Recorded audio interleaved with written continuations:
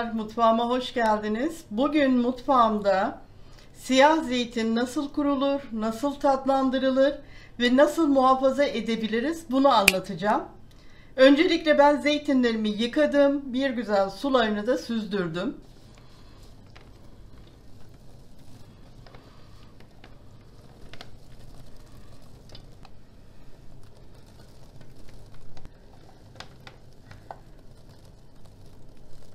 Şöyle 2 kiloluk bidona zeytinlerimi koyacağım. Ben 2 kiloluk bidonla sizlere göstereceğim.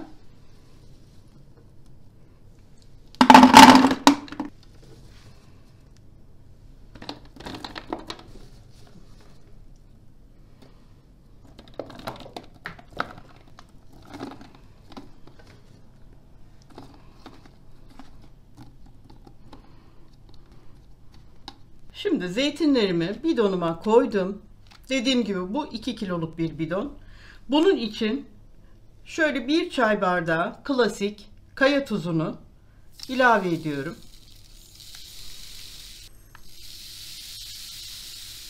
Aynı bardak ölçüsüyle yarım çay bardağı da toz şeker.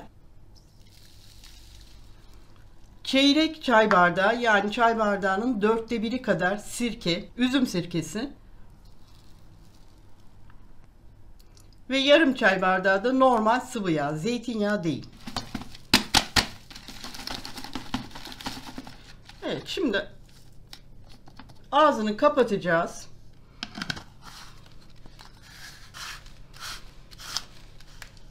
Evet. Şimdi bu bidonu şu şekilde yatırıyoruz. Şöyle 2-3 güne bir şöyle ters düz yapalım.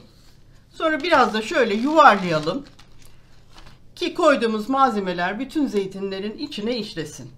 Şimdi bu zeytinimiz zeytinin cinsine göre değişir ama 2,5-3 ay gibi bir sürede tatlanır. Şimdi bunu yeni hazırladık. Bu da benim geçen yılki zeytinim. Aynı yöntemle hazırladım. Tabi bir yıl beklemeniz gerekmiyor. 2-3 ayda tatlanır. Şimdi bu zeytinimizi kaldırıyorum. Şimdi bunu açalım, size göstereyim. İçinde belli bir miktarda su var bunun. Şimdi birazdan boşaltacağım. O zeytinin kendi acı suyu. O su olduğu sürece zeytinimiz, bakın bir yıl önce kapağını inanın yeni açtım. Bu suyun içerisinde aylarca, hatta yıllarca kalabilir.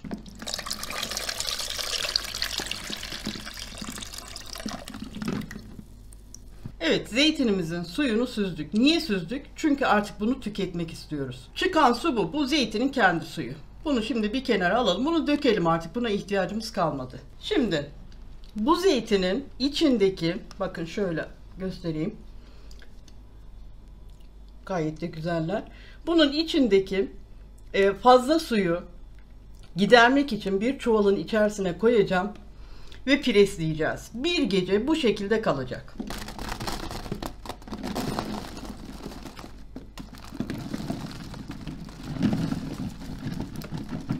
Bu çuval benim un çuvalım. Soğan, patates terisleri de olabilir.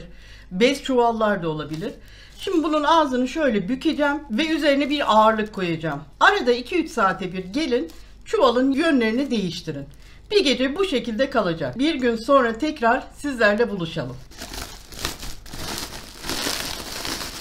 Bir gece preste beklettiğim zeytinlerimi artık tepsiye dökeceğim arkadaşlar. Çıkan suyu sizlere göstermek istiyorum. Bakın, bayağı bir su çıktı. Eğer presleme işlemi yapmazsak bu su zeytinlerimizin içinde kalır.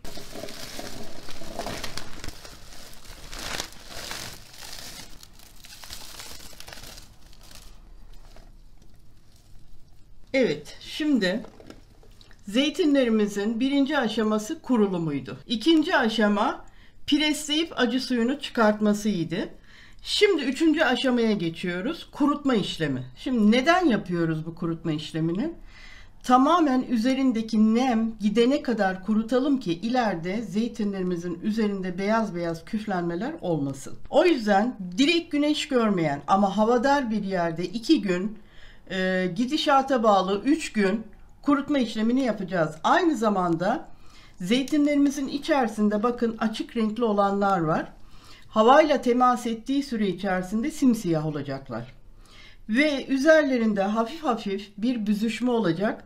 Şu marketlerden aldığımız hazır zeytin görüntüsünü sağlayacaklar. Şimdi ben balkon kapısına yakın masamın üzerine koyacağım tepsimi. 2-3 saate bir gelir, şöyle bir karıştırırım. Bakın hala çok ıslak, tabii kendi suyunun içerisinden çıktı. 2 gün, 3 gün bu şekilde kurutma işlemini yapacağım. Kurutma işlemi bittikten sonra sizlerle tekrar görüşelim. Zeytinlerimiz 2 gün boyunca havadar bir yerde kurudular. Tamamen nemleri de gitti.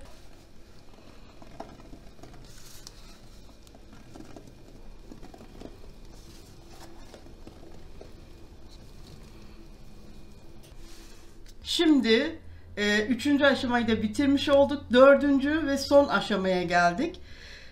Zeytinlerimize normal sıvı yağ gezdireceğiz ve her tarafını yağlayacağız.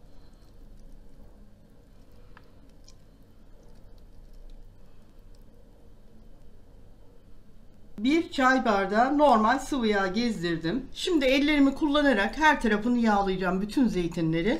Çünkü bu yağ zeytinimizi koruyacak. Hem de güzel bir parlaklık verecek. Şöyle karıştırıyoruz.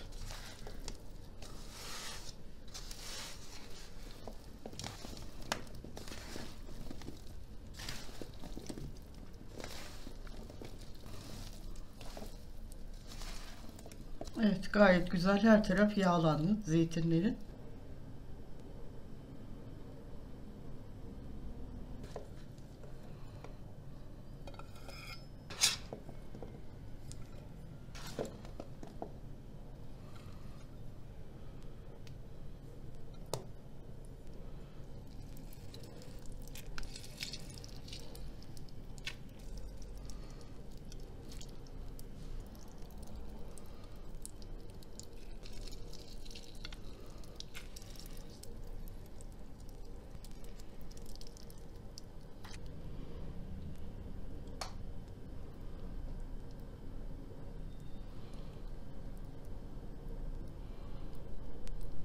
Zeytinimizin servisini de yaptım. Zeytinyağı ve limon suyu sıktım. Çok da lezzetli oldular arkadaşlar. Bu tarifime birebir uyarsanız dışarıdan aldığımız zeytinler gibi çok lezzetli, güzel bir zeytin elde etmiş oluruz. Bir dahaki tarifimde buluşmak üzere diyorum. Hoşça kalın.